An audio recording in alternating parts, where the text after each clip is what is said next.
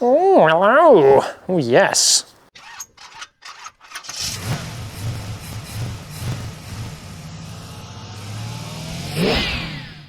All right, so we'll give you a little update on the 204 in a second, but as you can probably just see, the brakes are missing on this side. This caliper just kept on sticking. Just kept on sticking. This side seems okay. Seems fine. It was getting really hot, and I do think it was holding back on the performance. It was kind of getting that hot. The disc is black. And then I tried to just get them moving on the car, the pistons again, and they got absolutely stuck solid. So we've had them off, smashed my knuckle.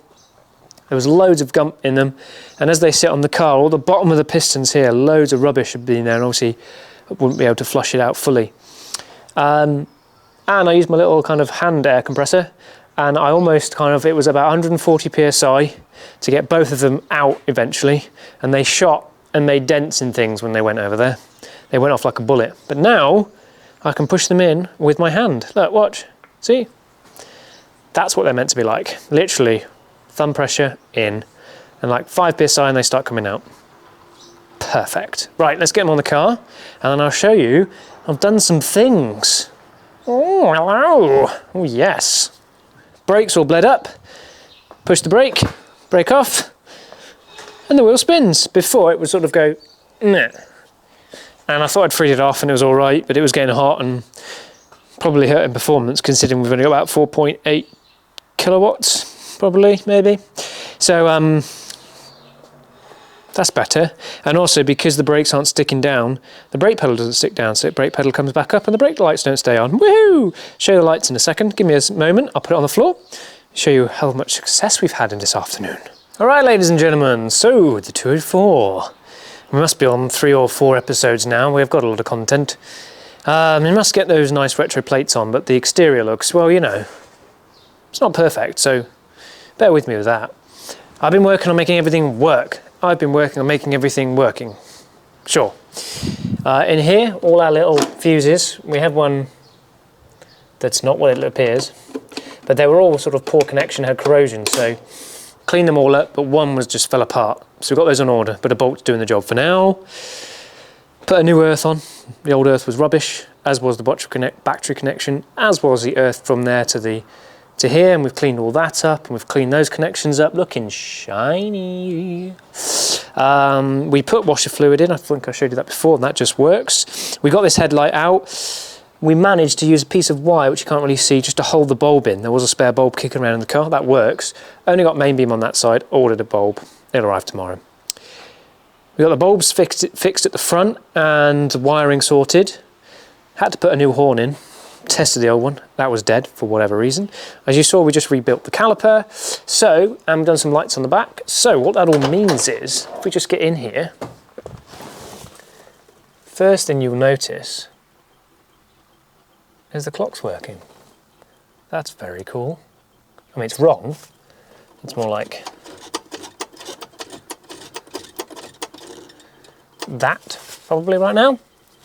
Other things. Hazards do work. That little light in there just is intermittent, but it does work on the dash, which is cool. Other things that work now, so we turn the ignition on. There is a little lens for this, but it's fallen down inside the clock. And you can quite see it, so we'll work on that. Fuel gauge is nice and steady now. It was bouncing all over the place. We've got side lights, which there does a little light that comes on there, which is nice. But there's nothing on the clocks that I can see. So whether I'm missing something, or whether they just need new bulbs, which would be fine. I'll have to do that when I get the lens out. That's okay. But yeah, that's side lights. Let's put the side lights and the hazards on. The indicators do work as well. Oh, horn. I've got to start with the horn, really. Just, it's the perfect horn. So we've got side lights on and indicators. Side light, indicators. Side light, indicators. Very nice. Nice little lights down there too. Also very nice. All works. Brake lights work as well. And there's our little indicators, side lights. Very nice. You heard the horn. You know that works. And then if we turn that off, because that ticking's annoying me. Oh, that works too now. Look at that. Yep. Well, I presume it works. The light comes on, so that's fine. Can't remember what I was saying now. Anyway, I've set the clock right.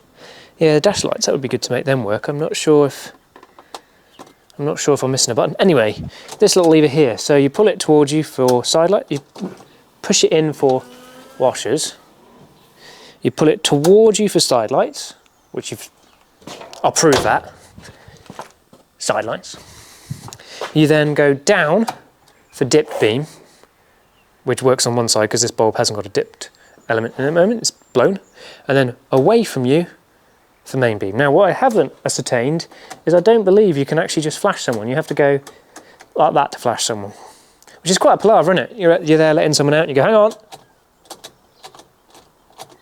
That's quite the palaver, isn't it? I think it's just, you just put your hand out and you go on. You may go across in front of me, I am not very fast or big, you may pass. That's probably easier than that. Okay, might tighten that screw up. So, we might just give it a quick hoover, and take the missus out, Mrs. Piggy, for a little drive, a little test drive, and then maybe tomorrow morning we're going to go off to High Tone Restorations. A friend there runs that, Greg. Maybe I'll do a video about that, I don't know yet. Maybe, I don't know, depends if Mrs. Piggy wants to come. If she doesn't, I won't be. If I will, then I will. And then, God, it's filthy in there, but I'm just going to hoover the front out, and then we might give it a wash in the morning, and I'll show you that. Thanks for watching to this point, if this is the end of the video. And yeah, it's cool. I'll show you some more videos soon once it's clean and maybe polished. And then ultimately, the only jobs left to do is to underseal underneath, fix the boot rust, and then fix that lip and the lip along here. The lip along here, I'm sort of like, well, I can kind of just use paint myself, get a new seal, get new door seals. But here along here, I'm gonna have to cut a section out all the way along there. Weld in a new section which folds underneath the inner skin, and then it needs some serious paint. But I might attack the bodywork. It's not that bad.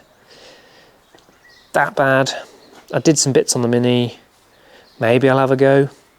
We'll see. This is expertise, not the equipment. I've got the gear, I've got no idea. Anyway, that's it for now. Let's go for a drive in the Ruggenup. We need a little name for this. I know it's going to be around for a while, but any suggestions for the name, bleep bloop down below. Thanks for watching. I'm out. This is taking too long, this video. I'm going to edit loads of that out that I've just said. So goodbye. Bye. Bye.